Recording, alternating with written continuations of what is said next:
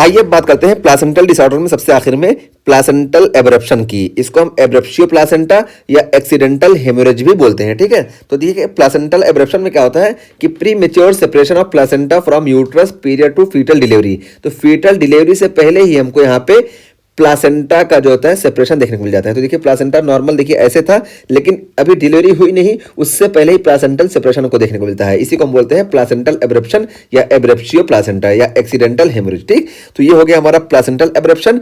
और इसके risk factor क्या क्या है, तो देखिए maternal hypertension, pre-eclampsia, smoking, cocaine use और एब्डोमिनल ट्रामा, ये सारे इसके रिस्क फैक्टर हैं, ठीक है। तो ये रिस्क फैक्टर हो गए। और उसको फिर देखिए यहाँ पे प्रेजेंटेशन की बात की गई कि present with abrupt painful vaginal bleeding in third trimester can lead to maternal hypovolemic shock and DIC and fetal distress. तो ये सारी चीजें हमको देखने को मिलेंगी। तो देखिए सबसे पहले प्रेजेंटेशन क्या है कि यहाँ पे एब्रप्ट पेनफुल वेजाइनल ब्लीडिंग देखने को मिलेगी थर्ड ट्राइमेस्टर में। और यहाँ पे जो पेनफुल वेजाइनल ब्लीडिंग देखने को मिलेगी ना, ये देखिए ये प्लासेंटा प्रेविया से किस तरह से अलग है। यहाँ पे देखिए पेनफुल ब्लीडिंग देखने को मिलेगी, जबकि प्लासेंटा प्रेविया में देखिए यहाँ पे पेनलेस वेजाइनल ब्लीडिंग देखने को मिलेगी, ठीक है। तो यहाँ पे पेनफुल वेजाइनल ब्लीडिंग होगी क्योंकि यहाँ पे देखिए ये प्लासेंटा बिल्कुल वो हो गया, डीअटैच हुआ है, इस वजह से यहाँ पे मैटरनल स्ट्रक्चर डैमेज हुआ, इस वजह से यहाँ पे पेन देखने को मिलेगा। जबकि प्लासेंटा प्रेविया में देखिए यहाँ प्लासेंटा यहीं लाई करता था, इस वजह से यहाँ पे पेनलेस वेजाइनल ब्लीडिंग देखने को मिल रही थी। और दूसरी चीज यहाँ पे क्या है कि यहाँ पे देखिए डार्क रेड कलर होगा, क्योंकि यहाँ पे देखिए फ्लूइड एक्यूमुलेट हो रहा है, जबकि प्लासेंटा प्रेविया में ब्राइट रेड कलर होगा, ठीक है, क्योंकि यहाँ पे फ्रेश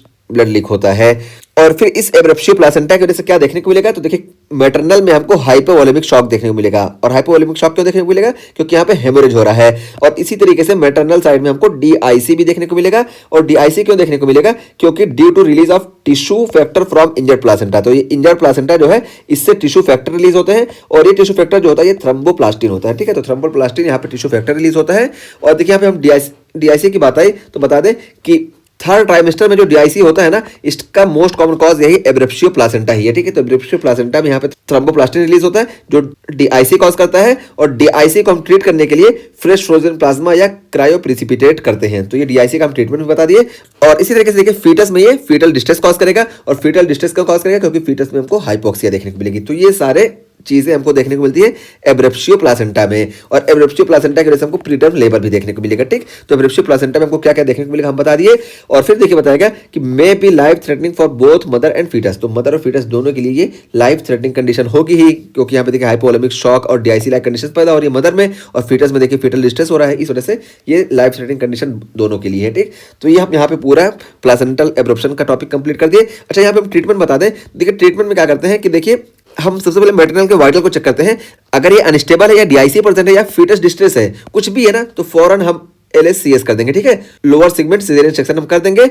लेकिन अगर देखिए ये तीनों चीज एब्सेंट है, यानी पेशेंट स्टेबल है, कोई डीआईसी का सिम्टम नहीं है, कोई फीटल डिस्ट्रेस नहीं है, और ये 34 वीक से ज्यादा की पेशेंट है, तो यहाँ पे हम इंडक्शन ऑफ द लेबर करा देंगे। और 34 वीक से कम की पेशेंट है तो यहाँ पे हम लंग मेच्योरेशन का वेट करेंगे और बिल्कुल इसको अच्छे से मॉनिटर करेंगे। जैसी जरूरत पड़ेगी हम वैसा इस पे आगे कदम उठाएंगे, ठीक है।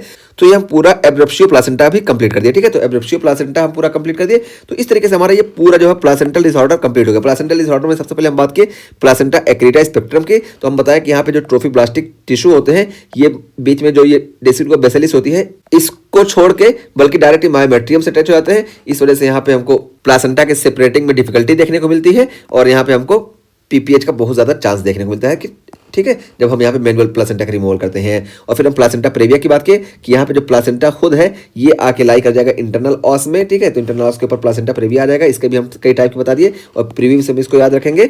और यहाँ पे लो लाइन प्लासेंटा अगर लेस देन 2 सेंटीमीटर में लाई करा तो इसको हम लो लाइन प्लासेंटा बोलते हैं। और उसका फिर हम वासा प्रेविया की बात करें तो वासा प्रेविया देखिए हम बताएं कि ये जब फीटल वेसल जो होती है ये इंटरनल ऑस के 2 सेंटीमीटर में लाई करती है, तो इसको हम वासा प्रेविया बोलते हैं। और यहाँ पे विलामेंटस इंसर्शन इसका बहुत बड़ा रिस्क फैक्टर है। और उसके बाद फिर हम लास्ट में बात की प्लासेंटल एब्रप्शन की। तो प्लासेंटल एब्रप्शन में बताया कि यहाँ पे प्लासेंटा जो होता है प्रीमेच्योरली डीअटैच हो जाता है यूट्रस से, इस वजह से यहाँ पे हमको हाइपोवोलेमिक शॉक और डीआईसी लाइक कंडीशंस देखने को मिलती है, ठीक है। और सबका ट्रीटमेंट वगैरह हम पूरा अच्छे से डिटेल में बता दिए। तो देखिए ये प्लासेंटा नॉर्मल हो गया, देखिए नॉर्मल यहाँ अटैच है। ये देखिए ये प्लासेंटा प्रेविया हो गया, इंटरनल ऑस पे लाई कर रहा है। और ये देखिए वासा प्रेविया हो गया कि यहाँ पे देखिए वेसल्स जो है ये इंटरनल ऑस के 2 सेंटीमीटर के रेंज में लाई कर रही है। और ये देखिए एब्रप्शियो प्लासेंटा, यहाँ पे देखिए ये चीज़ हुई, ठीक है। तो ये हमारा प्लासेंटल डिसऑर्डर कंप्लीट हुआ।